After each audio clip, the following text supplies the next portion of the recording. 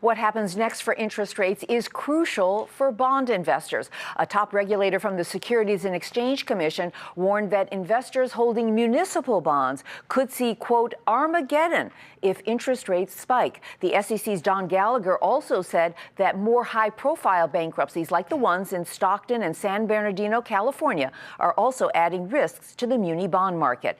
He's concerned that individual bondholders who believe they own risk-free securities could be, quote, wiped out as rates rise and bonds sell off. Well, let's talk more about this. Joining us now to give her perspective on the muni bond market and how you should position your portfolio, Alexandra Lebenthal, back with us, President and CEO of Lebenthal Company. Alexandra, always good to see you. Thanks for joining us. It's good to see you too, Bill. You know, I realized that you were my first television interview 20 years ago. Yes, back when we were both in middle school. Yes. Sure. Let me ask you, there are a lot of assumptions in Commissioner Gallagher's reasoning about rates. The one that stuck out to me is that we would see a spike in interest rates at some point as the Fed begins to withdraw some of its liquidity. Do you think that's what's going to happen? No, and there are a few things that I do have some concerns about that report. I mean, one, the term Armageddon gives me great pause. Second, the idea that muni bond investors would be wiped out also gives me great pause. And third, again, as you just said, the idea that investors would see this immediate spike in interest rates. And that actually just goes back to Sarah, your previous guest, who said that, you know, look, we're not necessarily going to see interest rates and the Fed stop their easing policy immediately because we're still not seeing the activity from jobs, the economy show that the economy is heating up. Right. So, I mean, what should investors do, Alexandra? I mean, on the one hand, you always hear you can't time the market. So, should investors start unwinding out of these muni bonds, or is there still time to hold off? Well, let's put your municipal bonds into a few different categories. First of all, most investors invest in investment grade and, in fact, high grade municipal bonds. So those are bonds that aren't the bonds that you've been hearing about in some of the California cities or some of the Rhode Island cities that have had some issues around them. So I would not be concerned as an investor about significant declines in value because of credit quality. Then you have investors who are investing in municipal bonds through mutual funds. Now, that's where you do want to have some concerns and think about your strategy when interest rates do go up. Because what will happen at that point is that individuals will start redeeming their mutual funds.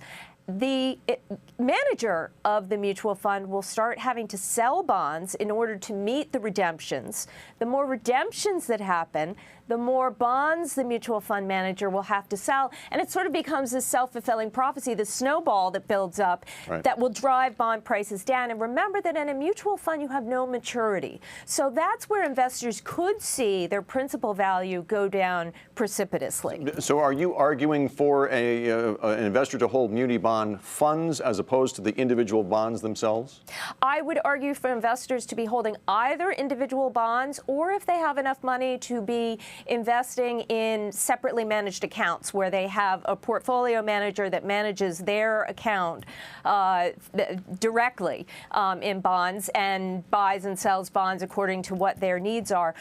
Also, different from mutual funds are ETFs, where the fund manager doesn't have the cash dilemma that a mutual fund manager does. But one of the things that you want to do with your portfolio, if you're managing it yourself, or if you do have a portfolio manager, is look to manage it defensively. And by that I mean either have a laddered portfolio where you have bonds coming due every year so you can reinvest as rates go up, or have a short duration where you have calls, et cetera, that keep your maturity short. Alexandra, I want to squeeze in a tax question. Any tax implications here? Because we hear that the Obama administration may want to put a cap on the tax exemption for some of these bonds. So is that another reason to clean up your portfolio now rather than wait?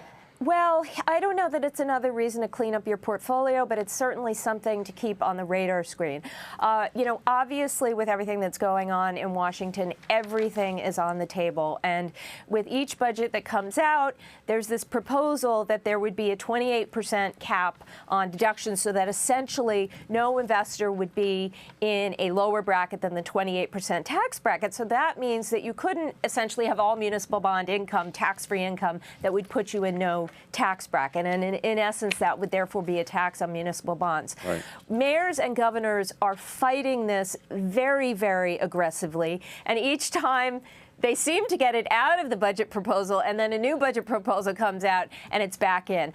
I do believe that ultimately state and local governments will be successful in arguing that this will actually drive the economy right back into recession, and it actually won't solve the greater purpose of helping the economy. Always good to see you, Alexandra. You young whippersnapper, you. Yeah, you too. All right, don't look a day older. Yes, it's the makeup. Alexandra Lebenthal of Lebenthal Company.